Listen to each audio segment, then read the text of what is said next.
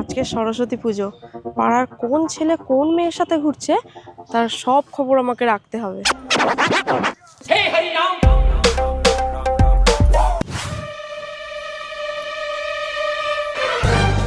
ওই তো, ওইটা রতনের মেয়ে না?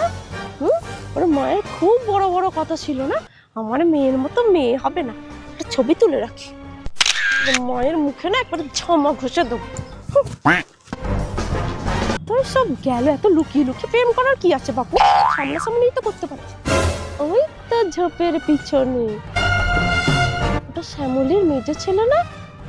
ঠিক ধরেছি, ছবিটা তুলে রাখি, আজকে শ্যামলীর মুখটা পুড়লো, ব্ল্যাকমেল করবো ছবিটা দিয়ে, 500 টাকা নেবো।